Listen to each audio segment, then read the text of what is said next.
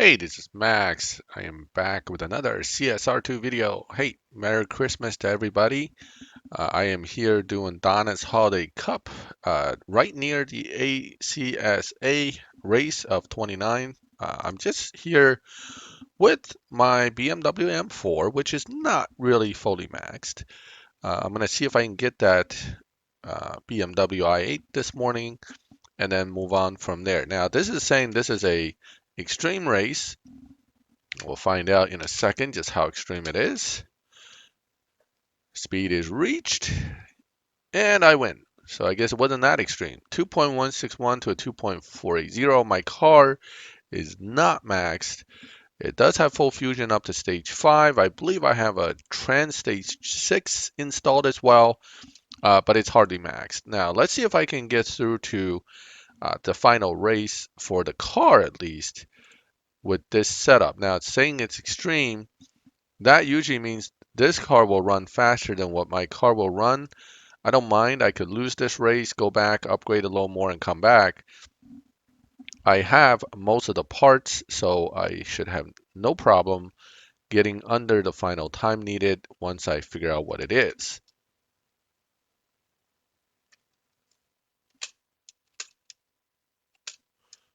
It's very close. And the opponent is doing about a 9.6. 9.8 actually, even slower than I anticipated. Okay, so this is not too bad for me. I'm going to go back to garage, finish upgrading the car, and go ahead and take him down and get that BMW. So you don't need a max car at all to finish this event. Let's take a look. I know I got an intake, stage 6. I actually, oh, wait, I don't even have my stage 5s fitted. Hold on. You know what? Let's just do this. Let's just put the stage 5s in. I'm not even going to put fusions in. I'm just going to retune it. And that should more than get me under 9.8. So that's how easy this actual final race really is. It's very easy. Stage 5 without fusions. I'm not really tweaking the tune that much either.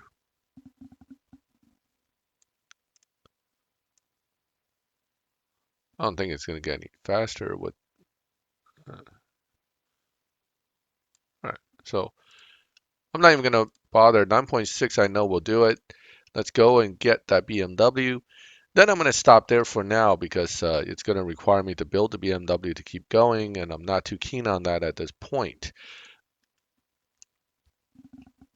So BMW time, going to go ahead and get that for myself. Another new car for the garage.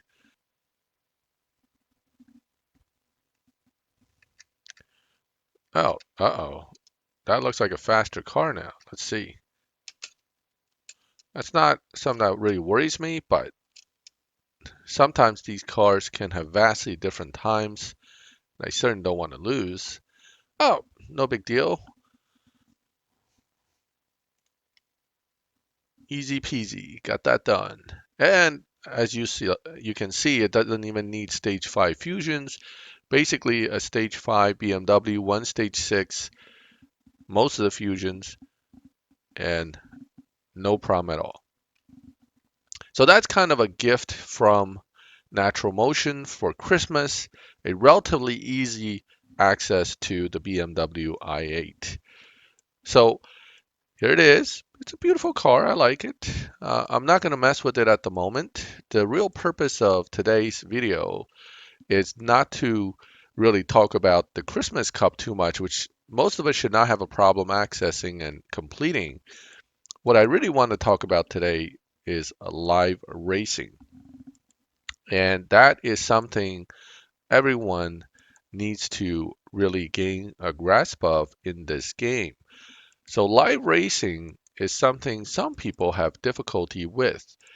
And what I'm going to do is I'm going to break it down into segments of information, blocks of information that I think are important for live racing. I'm going to start off with tier 1 cars and talk about the basics of live racing through these cars, and then we'll talk more about the slightly more advanced concepts in live. The basics of live racing is that you need to take a car, go into the live lobby, and win. Sounds like a pretty straightforward thing, but it's not always as easy as it sounds. Many people have problems finding the tunes or the car setups that allow them to win. One of the first things you need to learn is you can win in almost every different type of lobby times. The lobbies are broken up into what I call brackets. Some of them are faster than others, but almost every 3 to 4 tenths of a second, there's a bracket. There's a chart out there somewhere that says, they're set up this particular way. If you can find that chart, you can use it as reference, but you can always reference what a lobby bracket may be simply by running the other cars in the lobby. If you run a car and you see the final time they run and you run 2 or 3 other cars, it will tell you basically what the lobby time is. Once you get the hang of the lobby time, it's a simple matter, in a sense, to tune your car to win in that lobby. Now, that sounds like a simple task, but it can actually be quite difficult because you have to tune the car into a dyno position that puts you in an advantageous position in the lobby, but without the computer pushing you out of that lobby. So you need to be careful. Now, this Abarth I brought into this lobby is a fresh car, meaning I just built it, it's just set up. Therefore, despite the fact that it only dynos 13.8, you're placed into a slower lobby than what your car can run outright, because the computer gives new players coming into live for the first time a bit of a break. So here you go. This car is in the 14-second lobby, it looks like. Cars will run somewhere between 14.8, I'm sorry, 14.0 to about 13.6. That's a general lobby range. My car actually can run 13.2. So if I run a 13.2, then you're really well outside of the bracket time. See, this guy is only running a 14.185. I can do much better. I'm not beating him yet because I don't want to outright run outside of the lobby time, and I'm kind of slowing down on purpose to get a feel for which lobby I'm in. When you first come in, your runs in the lobby sets the initial final lobby that your car will end up in. What do I mean by that? If you bring a brand new car into any live lobby and you start running it at the fastest possible time the car can run, there's nothing wrong with that. But once you do it, whatever that time is, the computer that's monitoring the lobby will pick up on that time and say, hey, this car runs 2 tenths under, or this car runs 2 tenths over the dyno time that it runs. And therefore, I'm going to put them in a lobby that most fit the time that it initially run. This only happens when you have a brand new, fresh car coming into a lobby. Once you run a few times and you jump out and come back in, your time's already set. Your basic lobby time will be set at that point. So it behooves you to run as slow as possible initially so you don't break yourself out of the advantageous lobby that you're initially placed into and then get pushed right into a much faster lobby. So here we again going to use the same technique. I'm going to run as slow as possible while beating him. Can I beat him? I am almost 100% positive I'm going to beat this guy because again, this car runs 0.6 seconds faster than dyno.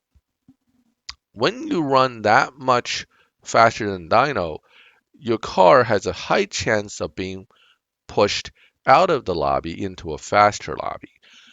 By running it slower intentionally, okay, my dyno is faster than 13.9. What you're doing is you're keeping yourself in a slower bracket, and that allows you to have better chance to win in the long run.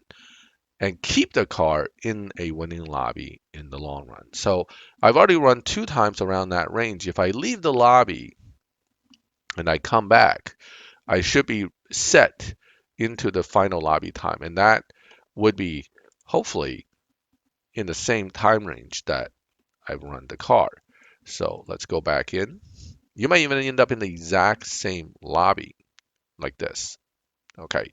When you jump in and out and you start seeing completely different people, there's a chance that the lobby time is different. However, also understand if there's many players in the same lobby bracket, there could be 4 different lobbies that run the same bracket times. So you could be bouncing in and out of lobbies and seeing different people, but still running the same time ranges. So there are different things depending on what happens. So that is the basic entry into a lobby with the new car and your basic lobby setting with the car. And this is true even with the brand new Tier 5. If you go set a brand new lobby and you go in and the lobby is slower than your average time and you run way faster than your average time, you're likely to get bumped into a faster lobby. So what happens if you have a car and you start racing it and you didn't realize that you are in fact running under dyno and you start running it over and over again under dyno in a lobby? Well, what's going to happen is you're going to start getting bumped. So the bump is the next topic we're going to talk about.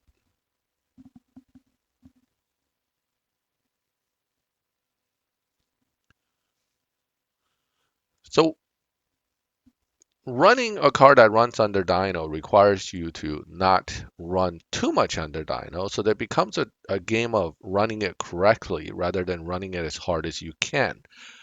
Just because you can go faster doesn't mean you have to go faster. That is one of the keys of bracket racing cars in CSR2 and keeping it in a winning lobby. So here I have a Honda Civic Type R. Wait, I actually, without the launch button, it's a little bit harder, but I'm just going to show you anyway. The bottom line is this car is set up to run well under dyno. I'm going to show you right now. I can't launch it perfect because I will get a 0 RPM drop due to the fact that I have a grip tune on it to beat dyno. But let me show you how much it beats dyno by.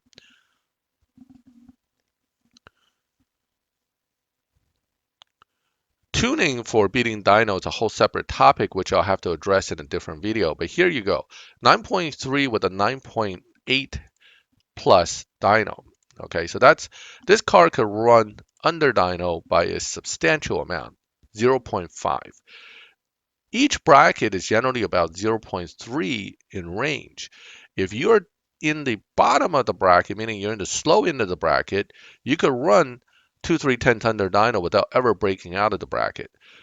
If you're on the fast end of the bracket and you're already at the fast edge of it, and then you run past the bracket in the sense that you're faster than the fastest limit of the bracket by more than a tenth or two, your chance of being bumped into the next faster bracket is very high.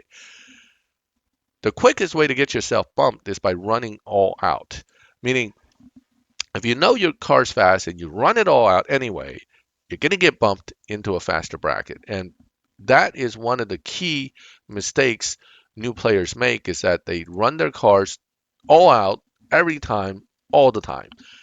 Assume that winning car you had is in a faster lobby and therefore cannot win. Merry Christmas. I'm going to run all out anyway, so I'm going to take your money. Um, So that's what happens. Now, these 250 GTOs run about 2 tenths under dyno naturally. That is why he's betting me money. He thinks that my car won't be able to run under dyno as much, and therefore he'll have a great chance at taking my money.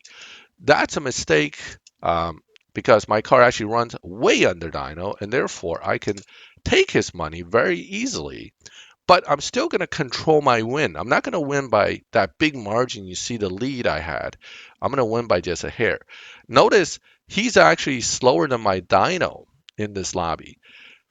That's because, again, I haven't used the Civic in a long time. I come into the lobby and I'm at an advantageous position, and therefore I can beat most of the cars in this lobby without running way under dyno. So that goes back to my saying earlier. Just because you can doesn't mean you have to. By doing it this way, not only did I just won money RP, I also can keep this car in this winning lobby. My win won't count against me because I am not running under my dyno. I'm not running, quote, faster than my dyno. I'm actually running right dead on and slightly slower than my dyno and still winning. That does not get me bumped. Oh, bots. Speaking of bots, we like bots. When you see them, you race them, especially with a car that beats dyno. Here's why.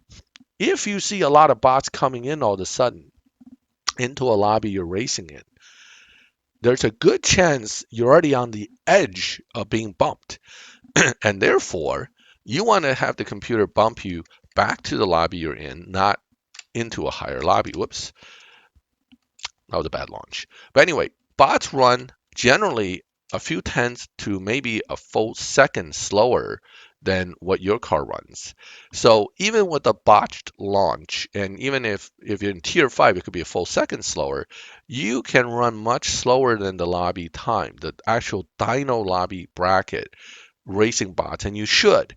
When you see them, what you want to do is you want to run much slower, and this will allow you to stay in a lobby that you were in before. You might have been racing a little too fast the last 10 races, and that pushes you over the bracket, and therefore you're going to get bumped. I'm going to raise him a little bit. Maybe he'll raise more money and I can give his money back to him. I didn't really care to take his money, but he started it.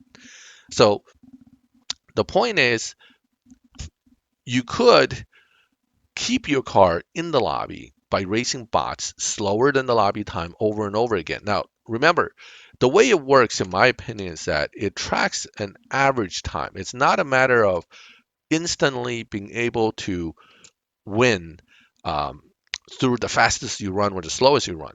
You don't do one or two races and change your entire lobby bracket. You have to do a consistent over time with the racing to do that. What'll happen is if you build up a nice range of times, average, and that average becomes your set times, your car will now stay in a lobby for a lot longer. I'm going to race this guy with the bot again to just kind of keep my average down. So if your average is set in a sense that it's much slower, if and when you run one way out of your bracket time really fast, you're not likely to get bumped. Another strategy that I've seen a lot and I've used in the past with decent success is you win one, lose one. Um, you win the first race by running really fast, but then you really slow down for the second one and then barely beat the opponent on the second race, or lose with an extremely slow time. Some people have managed to stay in a winning lobby longer using that strategy as well. So that is kind of the way a car that beats Dino by a substantial amount can stay in a winning lobby. Now, if you don't have a car that beats the lobby by a substantial amount, what you may want to do is to tune your car to the top end of the lobby. What does that mean? All right, so let me show you with a Nissan GTR what a TNT tune, which is a type of tuning which is very effective for most cars in many of the tiers. Uh, what it can do, a TNT tune is simply a tuning method where you're minimizing PP and maximizing EVO. Because as you may find with some cars, as you put more parts in, your EVO actually goes down despite the car getting faster. So have a higher PP, lower EVO, but it's faster, or with simply minor upgrades of tire, trans, and nitrous like this, and fusion them out with fusions, you have a very high EVO and low PP. This is called a TNT tune. A Nissan GTR with a TNT tune falls right into a lobby range where it is near the top of a lobby, meaning it's not quite at the top. A 14.0 to 14.39 is probably the range of the lobby that you'll see, but a 14.185 actually isn't that bad. It's a pretty winnable position, provided you could do at least that or a little bit better or right on it. Most of the cars in the lobby you run into may actually be one bracket lower that got bumped a little bit, or you're in your lobby and you are actually at an advantageous position where you're actually in the 14.4 lobby running 14.18. So this setup, surprisingly or not surprisingly, can be very effective. So this is a double thing where you're tuning the car advantageously by using low PP high evo, and you're sitting your car into a lobby at a relatively advantageous lobby position, meaning you're not the slowest guy in the lobby. You're actually towards the faster end of the lobby, which makes it easier for you to win. Now here you're seeing some basic connection issues that happens a lot in this game. iOS and Android phones seems to have a problem connecting to each other. Here's another GTR with no star. I have 3 star. Um, Generally speaking, I should be able to beat him unless I screw up really bad with my launch and driving. Now, his tune and upgrade may be completely different from mine, and therefore he may have a much higher top speed, but I will be the one rushing forward in the beginning quicker than him. Or he actually rushes forward quicker than me. But both of us will end up topping out at some speed, and that's the thing about the GTR. Once you top out, that is where you're going to be, and that's that. But again, as you can see, I ran under Dyno by a little bit. I'm at the top of the lobby. He ran a 14.5, I ran a 14.1, so obviously I have a better chance to win. The GTR set up this way is one of the best beginner live racers as well. You're not going to win them all, and at some point you may actually get bumped. But again, by tuning the car right to the edge of the lobby where you're on the faster end of it is another strategy to win and maintain winning in live.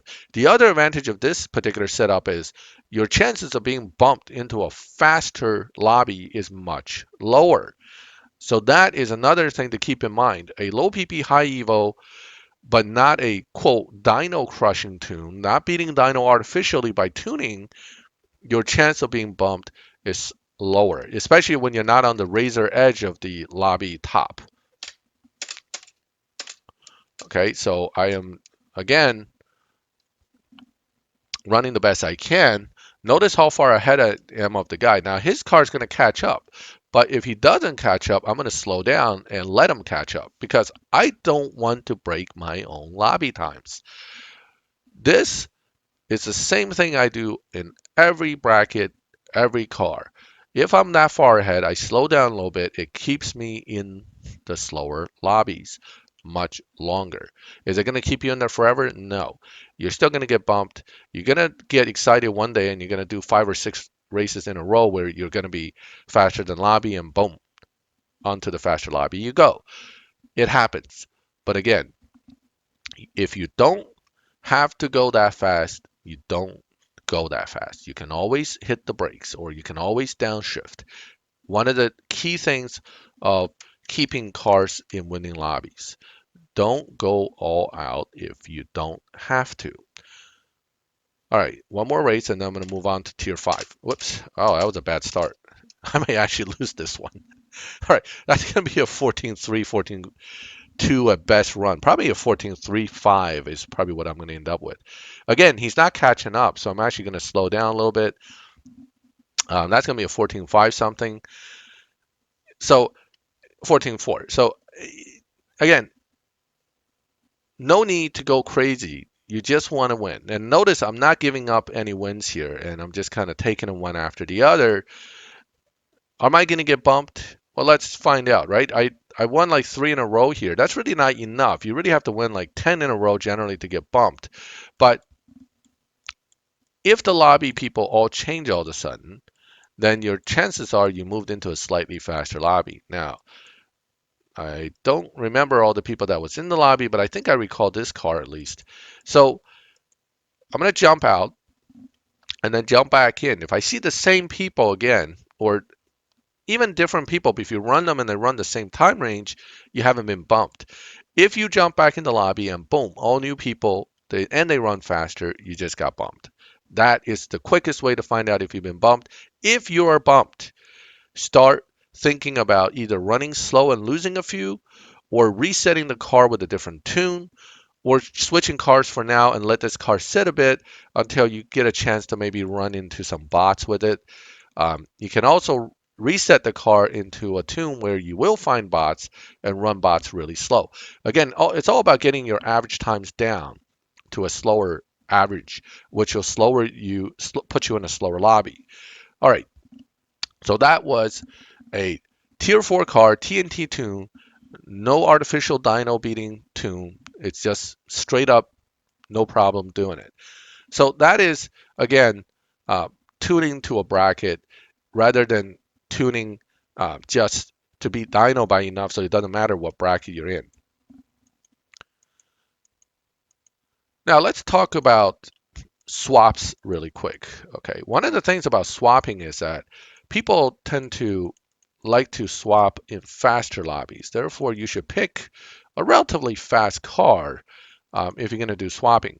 What swapping is, and a lot of people don't understand it, they always ask, "Oh, what is swapping? I don't get it."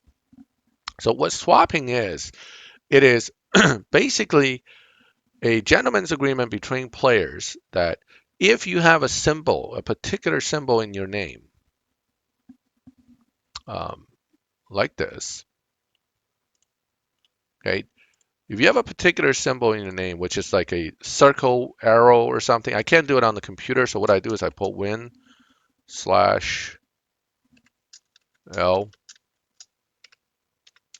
100%. Where's that percent?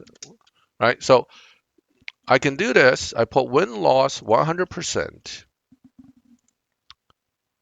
which is telling other players that I, Max, will honor the win-loss program by winning one and losing one. That is called swapping. Why do you do swapping? Well, one is when you're swapping, theoretically, you don't need the fastest car in the lobby, right? You don't need to win. You don't have to have a winning car. You could take any old car in and do it. And that will allow you to essentially win races and get races done without having to go all out. Dodge and Blue does not have win-loss in his name. Therefore, don't expect him to give me a race. People who are not running the symbols don't honor this at all. They don't care. When I don't run the symbol, I don't honor it either. I just race you. So you can't complain if you race a guy without the symbol and he doesn't give you a win. I'm sorry, it's not part of the gentleman's agreement that I have to give you a win when I don't have the symbol. Same thing with this guy. TGC does not have the symbol, therefore, if he is able to race me and he's not able to. So I'm having some issues connecting. If he's able to race me, it would not be necessarily anything with win loss. It'll just be a straight up race. So the win loss guys are in here. These guys with this symbol, um, this guy here, the guy that says win loss in his name. Even this symbol, this one I don't trust because I'm not sure. But I know this is definitely one that people use. This again is one that people use. So the guys that are running all these kind of symbols should honor um, the win loss. Let me jump in and out again because I can't seem to connect. There's a lot of Apple racers in this lobby. I may still be in this lobby, but I'm just gonna test, see if I can get bumped somewhere else. Tier 5 tend to have multiple lobbies in the same time brackets. Oh, bot. I'm gonna use that. My Chiron Sport is in fact bumped a little bit. So it pays for me to do some win-loss swaps. But if I can find some bots, there's my chance to kind of reset my car. As I indicated earlier, to properly reset a car, you have to lower your average. And that's going to require many races, depending on how many times you've beaten your average.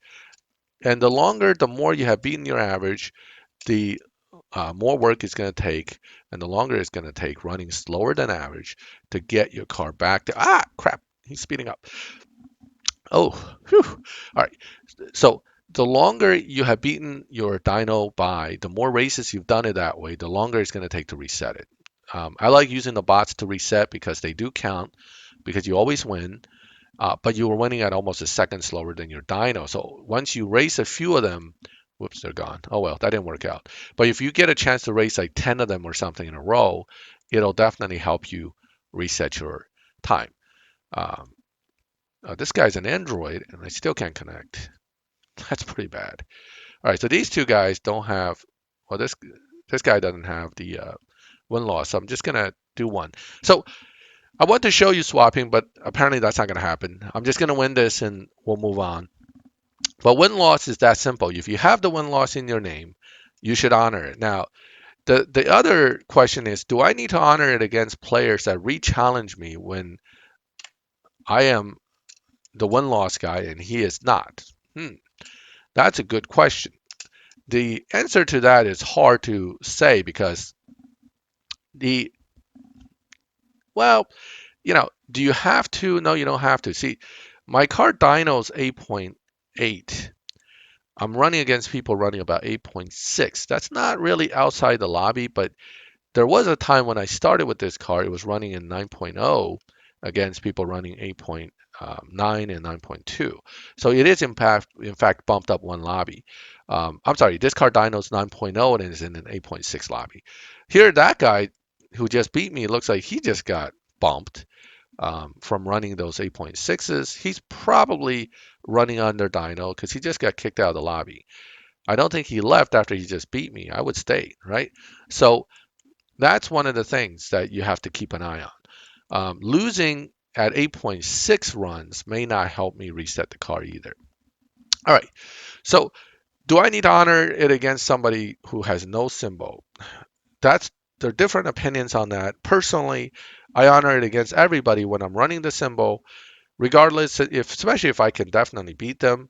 I win one, I lose one, I usually leave into that. If I see another guy with the symbol, I'm definitely honoring it because, hey, that's why you put the symbol on. If you don't want to swap, take the symbol out. It's not that hard. I don't understand people leaving their symbol in and they don't want to swap and they still do it anyway. Why do that? You know, if you're going to do that, just do this and don't have to swap. Okay? It takes a few seconds. Don't be that guy that gets called out on Facebook because you don't want to honor the swap because you're just too lazy to change your name. Don't do that. It's so simple to do. Just change your name.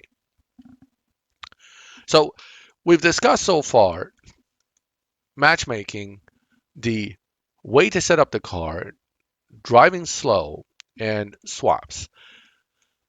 In the end, live racing really isn't that hard. You just need to make sure that your car is set up with enough fusions to generate RP. You should start off, if you're not sure, racing in tier 1 to get the hang of it. But understand tier 1 is ultimately much more forgiving than the higher tiers. As far as bumping, as far as dyno beating, as far as bad tuning, it's far more forgiving. Once you get to the higher tiers, you need to understand setting a car into a particular bracket. You need to understand not driving it crazy when your car is much faster than the lobby because you'll get bumped. Also, utilize the bots.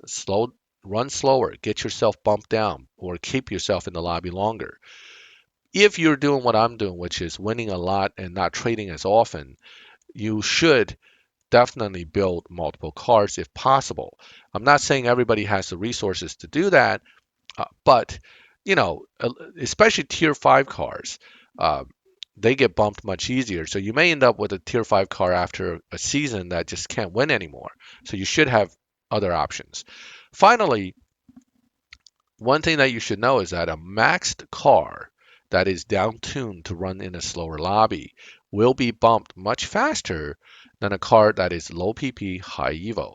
So that is why I prefer to do low PP, high EVO setups, and I don't prefer to max my cars out and then try to make them slower because they won't last very long set up that way. The other thing is, of course, if you are looking to win in live, what I've just shown you was a T1, T2, T4, and a T5, none of which are maxed. and all of them are winning. What does that tell you? You do not need to chase to max a car. You need to max fusions, but you don't need a maxed car. Understanding these concepts will make your life much easier in live and make it more enjoyable to play in live. So it's Christmas morning, and my son wants to use the computer and play, and I'm holding up his gaming time. So I'm going to finish the video here. Um, as always, please comment. Let me know if you have additional questions based on my video. Hey, look, Max, I don't get what you're saying here. Can you explain a little more? I'll be happy to do that in comment sections under my video. I'm usually very responsive. The other thing is, uh, feel free to let me know if you want me to do something specific on a video. I'll be happy to do that. And please subscribe. This way you get notifications when I put up these videos. And finally, thank you as always for watching my videos. I'll catch you next time. And again, Merry Christmas to everybody.